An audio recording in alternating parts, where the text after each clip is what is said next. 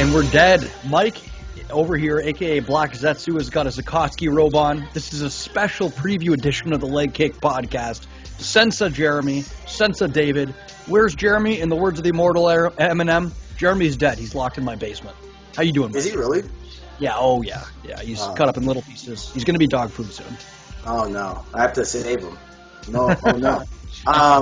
Yeah, so basically we're here. Hold on, let me adjust this a little bit. We're here. I'm going to take this off. I think I'm done sweating now. But we're here to talk about a big card. Spicy card. It's very spicy. It's going to be a card that determines, A, who's the greatest heavyweight of all time. And I don't think that's a overstatement. Wait, sorry, was Fedor? Is Fedor fighting? Oh, he's not. Oh, okay. You mean the second greatest heavyweight. Okay, carry on. Fine. UFC heavyweight, greatest UFC heavyweight of all time. And B, is Sugar Sean O'Malley for real? But we'll get to all of that. So this is a quick little 30-minute leg kick prediction video. And I guess, do you want to start bottom to top, or do you want to take it top to bottom? It's up to you, man. Let's see. Let's go top to bottom because we'll probably have the most to say about the main events down. You know what I mean? And then the other ones we can run through a little quicker, I think. Yeah. Sounds good. Oh, by the way, this is Stefano Hosko, by the way. He didn't say his name, but I am. If you don't know me by now, then you never will, okay? So in our main event, we have a heavyweight trilogy fight, which we haven't had since Stipe. We haven't had since Junior Dos Santos versus Cain Velasquez, one of which is actually on the card. But man, this matchup is particularly exciting for a number of reasons. We have both men at one apiece, both finishing each other. I think they've fought 25 minutes. Between the two of them. 25 minutes. Yeah, and in their last fight, we saw adaptations, we saw growth, we saw comeback, we saw everything you could want to see in an exciting heavyweight title fight. And I think the big question around this fight for me is who can force their game and who can force their range. That's interesting because I thought the question was, for me at least, the idea of Stipe making that mid-fight adjustment. Everyone talks about it. He's taking a beating for about 3 rounds. Daniel Cormier lands the most significant strikes in heavyweight history, in UFC heavyweight history. It's not going well, and then Stipe all of a sudden digs that left shovel hook into the body, right? And Daniel Cormier, if there's one flaw in his, skill set, it's that when you go to the body on Daniel Cormier, good things will happen for you. He overreacts to body shots. And like Dan Hardy pointed out a couple of times, that long guard he uses, which I'm a big fan of the Muay Thai long guard, the vulnerability is rising attacks that come up through that guard. Stipe, not really much of a body kicker, but, good hands and does basics very well at a high level. It's basics performed expertly. So, yeah, I think that was one of the big things that led Stipe to victory, and obviously getting that finish with the right cross at the end up against the cage. I think most of that fight, DC was winning. And it was an ass kicking. I'm with you. It was an ass kicking. Absolutely. I think for me, the biggest question in this fight is Stipe going to move his feet? Because even before that, Stipe had moments of success. I remember in that second fight, there was that up against the cage as DC was proceeding in, he landed that hard right uppercut, circled off the fence, and then another cross. But whenever Stipe stops moving his feet and starts tying up with Daniel Cormier, it almost seems like Cormier in that long guard range has a speed advantage, and he's beating Stipe to the punch. When Stipe starts moving his feet, he can cut angles and shows the vulnerabilities of DC a little bit more. If Stipe wins this, moves his feet, he has a high chance of winning this fight. But overall, from the data that I've seen in the past 2 fights, I think Cormier. I would be confident betting on Cormier. I agree, and I think the thing is that Cormier does this to a lot of fighters where he slows them down to his pace, right? He slows them down He did to Rumble, he did to Gus, he did it to Volkan. He does this thing where he slows you down to where he becomes faster than you all of a sudden. It's this weird thing. You're forced to. It's one from the long guard because you're forced to now all of a sudden throw around that long guard, and DC controls that space. And it's that age-old testament of fighting. Fighting is done from the inside out. You have to win the inside before you win the outside. And I think Daniel Cormier should come up with the victory, but I would like to see what happens when Stipe goes to the body again. Yes. Is Daniel Cormier going to have an answer for it? Or will Daniel Cormier fall to his old tricks and succumb to the body work? Because I think that was the main big adjustment for Stipe. Yeah, big adjustment in the body work. I agree. And I think to your point, how Daniel Cormier forces you into those engagements where he's the faster man. And Daniel Cormier, not a slow heavyweight by any stretch of the imagination. If you're fighting someone, hypothetically, though, that does have a speed advantage over you, you're going to want to do what he does. Fight with a handsy defense, George Foreman style, right? Get your opponent standing, get your opponent to clinch with you, right? The wrestling also is something that DC went to in the first fight and took an entire round just off the books with it. Won that round on top. Yeah. Which is interesting because Stipe does have collegiate wrestling experience. It's true, but he's no Olympian, right? Oh, no. He's no Olympian. And I think another, as far as, okay, so Cormier was also very candid, actually, about the fact that he, in the last fight, training camp, didn't push himself maybe as hard as he could because he was worried about actually not making the fight due to injury. But he quite candidly this time said, look, if I don't make the fight, I don't make the fight, but I have to push myself so that I'm in 5-round shape. Be that as it may, I think for Stipe, you mentioned the body work, and I mentioned the footwork earlier. I think a big component, if Stipe is going to get this as well, he has to kick the legs. Yeah. Especially in response to Cormier putting the long guard up, you've got to circle, you've got to kick the legs, and then you've got to engage on your own terms. Don't every single time Daniel puts those hands up and he's trying to tie up with you and fight from that long guard, you have to deny those engagements. I think that the thing is that Daniel Cormier, with that long guard, almost kind of backs you up a little bit. Stipe, for a heavyweight, and actually, no, not just for a heavyweight, for a fighter, is really good at that whole 2 steps backwards and make a decision. Very rarely you're going to see Stipe up against the fence on engagements. He's very good at pivoting, but as we saw with Verdum, right? As we saw in many of his previous outings, as we saw against Francis Ngannou, when he was up against the fence, he's moving his head, right?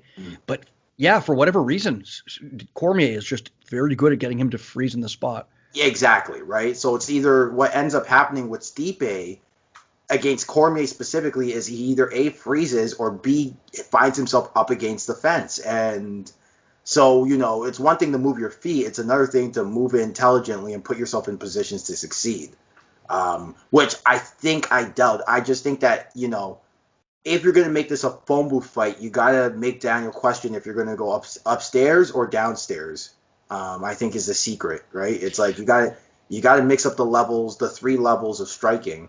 Yeah. Whether it's up in the face, down the body, or to the legs. And Stipe's shown that he has had good attacks to the legs in the past, right? He's been able to utilize, in his earlier career, that inside low kick beautifully, especially against Mark Hunt, right? Against Roy Nelson. I really think phone booth fighting is not an option for Stipe in this fight. I do like him forcing Cormier up against the cage at times and putting in work with knees to the body there. Not sure I'm a big fan of him sticking around in the pocket out at range, though. I'm with you. Yeah. I guess the other big question coming into this fight, because I see conditioning as a big issue as it was in the first fight, is what kind of training camps were these guys able to have? How hampered are they by COVID, by the odd circumstances? I'm really not sure. So I think the thing about Daniel Cormier is that, you don't see it much, but Daniel Cormier in the later rounds does slow down. I wouldn't say gasses out. I wouldn't say gas out by any stretch of the imagination, but I would say slows down, right? So I would like to see what kind of pace Daniel Cormier puts on in the first 3. especially since he's older. He has put on a quite bit of size for the heavyweight division, and so it'd be interesting to see what's Daniel Cormier looking like in the fourth round. But yeah, I think the other main thing is, every fighter, I think the most vocal fighter about, the pandemic kind of hampering them a lot was Stipe. At least the most vocal publicly. Right. And so, now that Stipe signed a contract, it would be interesting to see just if we see the same Stipe or if the pandemic has affected him or his work during the pandemic has affected him to the point where he's not the same.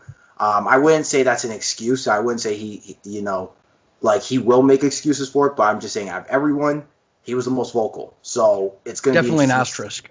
Yeah. So you got anything else to say about that? I think we pretty much covered that fairly well. Yeah, no, I have Daniel Cormier winning either by UD or by by some sort of finish. But yeah, gun to my head, I'd pick Cormier. At the same time, I by no means count Stipe out of this fight. He has ways to win, paths to victory that we've seen, and he has the last victory over Cormier. So while I probably favor Cormier, I'm not willing to bet the house on it, but it should either way. I'm interested for this fight, and I haven't been interested for a heavyweight fight in quite a while, to be honest with you. So co-main event, we're trying to see how far Sean O'Malley's stock can rise, taking on Marlon Chito Vera. Interesting matchup in that Sean O'Malley, coming off of that vicious highlight reel knockout of Eddie Wineland, former title contender, a man who a lot of people thought was on the way to beating Renan Barão, versus Marlon Vera, who I think was robbed quite badly in his last fight against Song Yadong, who another prospect rising to the top of the division. This one's interesting for me because I feel like the question isn't so much whether or not Sean O'Malley is legit. I think we've seen that he is at this point. It's how high is his ceiling. And I think Marlon Vera is a good test for him. And I really hope a lot of people aren't looking past Marlon Vera in this one. Yeah, me too. And I, when I said off the top that we're going to see if Sean O'Malley's for real, I think it's a semantic thing. There's a lot of people who are high on him to face. I heard face Cody Garbrandt. He was pushing for Cody Garbrandt. Marlon Moraes was putting his name in the hat a little bit. These were big names, right? And so, if you're a fan of Sean O'Malley, before facing guys in the top 5 to 10 of the division, you want to see if he can, now look, Marlon Vera, tough fighter, very tough test, a guy who can beat anyone on any given day, but is he top 10, top 15 in this division? Let's find out. I want to see where he ranks in this division so we can. So yeah, on Tapology was he ranked, but I would just say that this is a test to say let's walk before you can run kind of test. You know what I'm saying? For me, at least. And I think that this is a very good let's walk before you can run kind of test because Vera can do everything. He's a good wrestler, good striker. I don't think he's O'Malley level for my. I would honestly. Let me just stop you right there because I think I actually disagree with you. I think he's absolutely O'Malley level. I don't think he has the same flash to his game, but as far as an effective clinch striker who fights well in all of the ranges that Muay Thai fighters typically succeed in, I think there is an art form. It's violent. It's not as pretty, but I am a big fan of his work. I think Song Yadong, who is a phenomenal boxer, I think in his last fight, Chito Vera put it on him. And I think there's ways to win in the striking department for Marlon Chito Vera in this one. Fair. I do think he's a better guy in the clinch. I do think he's better in the clinch. I just think that if you give O'Malley space to operate, I think this gets ugly real quick, in my opinion. Yeah. So it's for that reason, I think. I have no clue why I can't find Cheeto on these rankings, but that's upsetting. I'm seeing Demetrius Johnson top 15. So yeah, but I'm looking here and I'm seeing Demetrius Johnson ranked at bantamweight, but not. This is strange actually. I'll come back to that, but Yeah, Cheeto. The key to him in this fight, the key to him winning in this fight rather, is pressure, I think, but intelligent pressure. Because Sean O'Malley has shown that he can win fights off of the back foot, right? Mm-hmm. Mm-hmm. Usually, it seems like he prefers to put pressure on Conor McGregor style, put pressure on his opponent, and then take a step back and counter with that right hand, counter with back kicks when the fighter lashes out on him, kind of an offensive counter striker. I think the key for Marlon Vera is to put pressure on O'Malley without chasing him. See if you can pursue that clinch. Stay either on the outside, throwing low kicks and trying to cut off Sean O'Malley's movements, or folding into the clinch and unleashing elbows on O'Malley. And for O'Malley, he's got to be on his bicycle for the entirety of this fight and avoid grappling range, because Cheeto Vera is dangerous in grappling range. I also think he's got to instill respect. A lot of times with these fighters that come up and they got these flashy strikes, i.e. Yair Rodriguez, they have trouble kind of when there's a guy who's willing to bite down on the mouthpiece and still pressure. They have trouble kind of making that fighter respect them, so that if they come inside, they have something to think about. And so for O'Malley, that's going to be the big thing. Can he make Cheeto respect him in those striking exchanges? You know what I'm saying? Can he freeze him? Like Yair Rodriguez, for example, the big test for him was Frankie Edgar. Could he freeze Frankie Edgar? And the answer we got was a resounding no. So yeah, I think the big problem in that one, the Yair Rodriguez fight, is it's very difficult to keep Frankie Edgar off you when he's pursuing with the shot in that way, especially up against the fence. When I think Yair Rodriguez has much more of a traditional MMA game in that he, rather than working for the stand-up, he'll work from guard. But when you're pressed up against the fence, kind of difficult to do that. I found out why Cheeto Vera's not ranked. Yeah, I was about to say. Yeah, because he's coming down from featherweight. I guess his last fight with Song Yadong was at featherweight. I guess. Interesting. Yeah. No, it's interesting that he's ranked there. But yeah, no, I will say though, this is a good test. It's just not going to be what's the word? It's not going to be your Cody Garbrands. In my mind, at least, I wouldn't think it's your Cody Garbrands or your Marlon Moises or your Peter Yans of the world. This is going to be the before you can face them, let's see how you do against this kind of test. Yeah, as far as name value, Marlon Vera, kind of someone who's in a very similar standing in the division as Sean O'Malley. Maybe not necessarily as much hype behind him, but still kind of making his name in the division. And if he can make this ugly, he can turn a lot of eyes on him. Yeah, I'm pretty sure Song Yadong is a bantamweight as well, so it's kind of weird that they fought at featherweight. Yeah, odd, but it is what it is. It is what it is. So that one should be good. And then we have a heavyweight fight in our Coco main between Junior Dos Santos and Yair Rozenstruik. Jairzinho Rozenstruik, Yair Rozenstruik. Yair Rodriguez Rozenstruik. No, but yeah, I like this fight a lot. I am a sucker for heavy hands. Okay. I am a sucker for heavy hands. If you like seeing Junior Dos Santos clubbed to death, maybe this fight is for you. But, man. That makes me sad now that you say it like that. Yeah, it's difficult for me to see a way for Junior Dos Santos to win in this fight. Because, let me be honest, his last two fights, he's looked ugly. He hasn't had the same striking acumen as he had in his earlier career. He's making odd choices, backing himself onto the fence. That still seems to be an issue for him. The Curtis Blades fight, I think he got caught throwing an uppercut that was poorly set up. And he used to be phenomenal at setting that uppercut, catching people leaning. But now he just seems to throw it for the sake of throwing it. His striking style, it seems to have become kind of a parody of what it used to be. He's got all the main cast is there, but there's none of the setup, none of the gel in between in order to make it work. And unless he goes to the wrestling, I really don't see him being able to be Rozenstruik.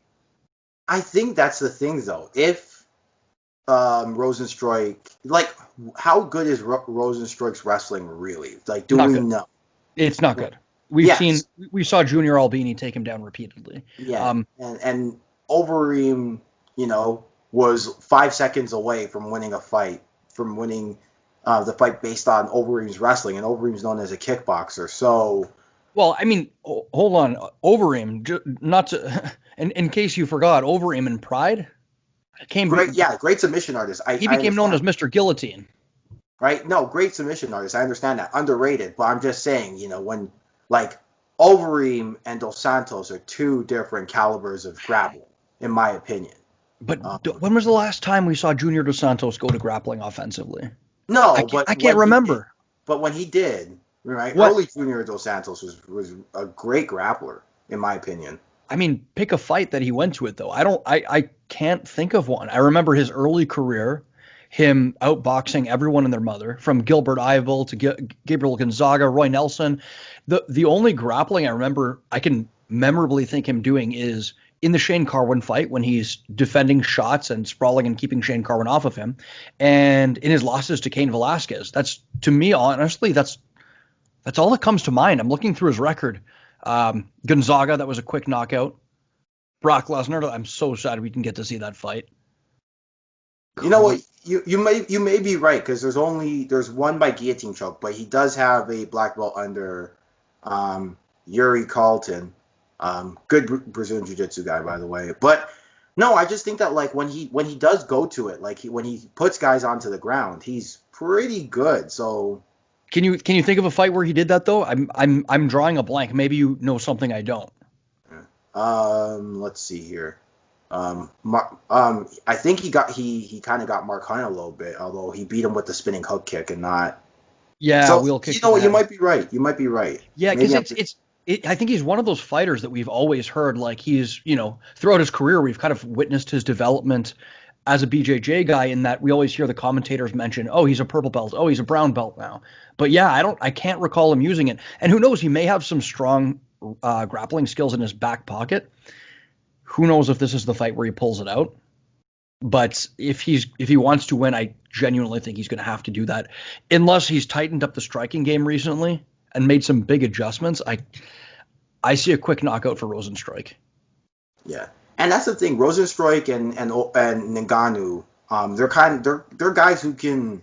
I'm not saying Rosenstruik is not a technician, because clearly Rosenstruik has proven that he can be, but He can crack too. yeah. So I think that, like, I think that Rosenstruik has proven that he can kind of, what's the word? He can make some technical deficiencies because he's got a good chin, and he can crack. So it's Keep in gonna be mind, interesting. he's a man with 80 something kickboxing fights, I think. Mm-hmm. Yeah. So yeah, it's gonna be an interesting one. Do you have anything to say about the Herbert Burns Pineda fight? I don't think I followed their careers as closely as I would have liked. I've seen Herbert Burns' highlight reel knockout earlier this year, though. Yeah. The thing I know about Herbert Burns is brother of, obviously, Gilbert Burns. So they both kind of, like, striking wise, they both kind of like to do similar things. Although they're not like carbon copies of each other. It's not like the Diaz brothers were like, you can't tell the difference sometimes, but they both really like going to that body kick. They both kind of do some interesting things. I haven't heard of really Daniel Pineda. I've heard of, but I haven't really seen much of his work, so I can't really say. Herbert Burns submitted Evan Dunham in his last fight. That's a big feather. Yeah, I saw that. It was, and he knocked out Nate Landwehr, who had that war with what's his name? Tough guy, super tough guy. Had that war with Darren Elkins. Yeah. Okay, interesting. I mean, it despite our relative ignorance of these fighters, that should be a good fight. And last on the main card, we have John Dodson versus Merab Dvalishvili. Big opportunity. Yeah, me as well. Big opportunity for Dvalishvili to I guess, make a name for himself in the division. John Dodson never really rose as high as I thought his stock could. And one of those fighters who probably could have been a champion if not for the existence of Demetrius Johnson, but really kind of on the downward trajectory of his career and up a weight class from where I really think he should be fighting. Yeah, I agree. I do think Merab's got this one.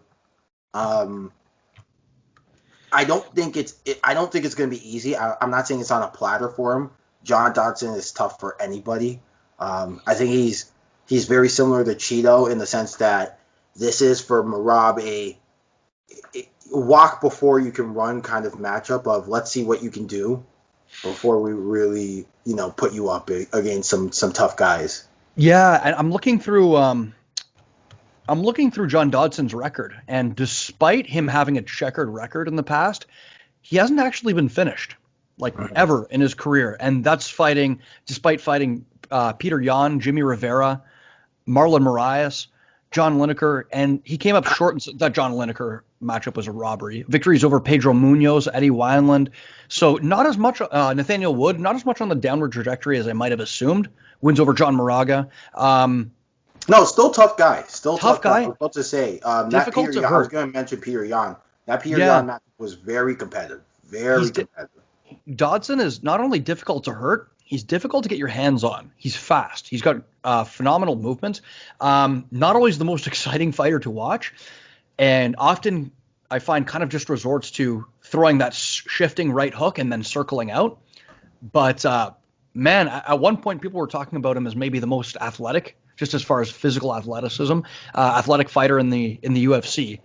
So, yeah, if Dvalishvili can have a performance like his last fight where he's mixing in takedowns, and he's best when he's mixing his skill sets together, and there's a kind of a flow between the grappling and striking ranges from at least what I saw in his last fight.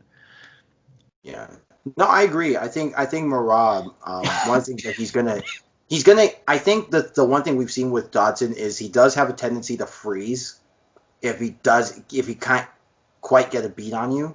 Mm-hmm. Demetrius Johnson did it to him in their second fight. So I think if Merab can kind of get him to, again, make him think things, make John Dodson overthink, I think Merab can win this one, and he's proven that he can do that. It's going to be interesting to see what experience, though, John Dodson can bring, because he's a tough guy who can beat anybody on any given day, in my opinion. Yeah, fought the best in the world and in two different weight classes and hasn't been finished. So that's impressive. I wasn't aware that he hadn't been finished, and dropped Demetrius Johnson actually in the first fight. So as much as I don't find him the most entertaining fighter anymore, I'm still excited for that. Oh yeah, I'm now remembering his whole career. He knocked out TJ Dillashaw. He did. That back did before happen. Now, Dillashaw was Dillashaw, but yeah, I was about to say it's not the same Dillashaw, but it's still a big.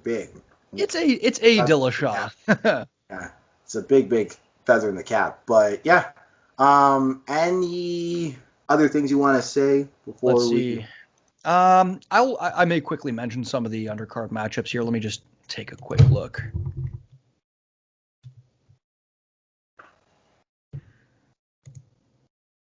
Jim Miller versus Vince Pichel. That should be interesting. Mm-hmm. The return of the fish, Felice Herring.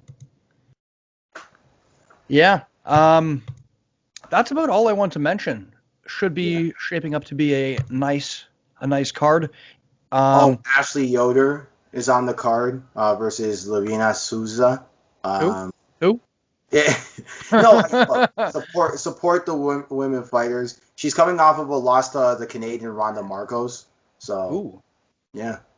Well, that should be. But it was close. It was a split decision. So because of that, I just wanted to kind of. That should be thoroughly uninteresting. All right. So yeah, catch the fights if you can. We'll be back here on Sunday, and we'll be doing a fight companion tomorrow as well. Not for all of the cards, though. Not for all of the No, cards. for the main card, we'll be hopping on for a fight companion. And our exclusive interview with Shoni Carter is actually coming out next Friday. So stay tuned for that. It was a wild time. And keep your eye open. Follow us on Instagram at the leg kick for any updates. I think that's about it. Mike, you got anything else? Nope, that's pretty much it. All right. Well, for the leg kick, this is Michael and Stefano previewing the UFC 252 card. And until next time, which is probably going to be tomorrow, then we'll see you soon.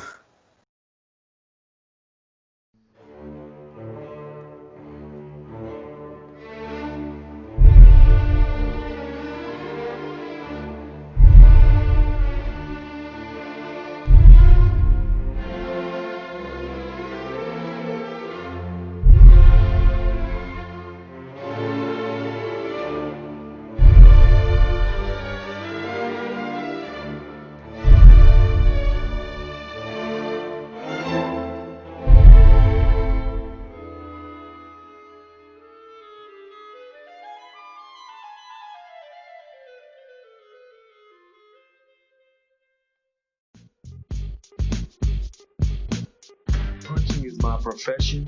Pain is my passion. There's paper in my pocket. And when I get through with this, I want everybody to understand. Please include my people. Yo, man, glorious. This is protected by the red.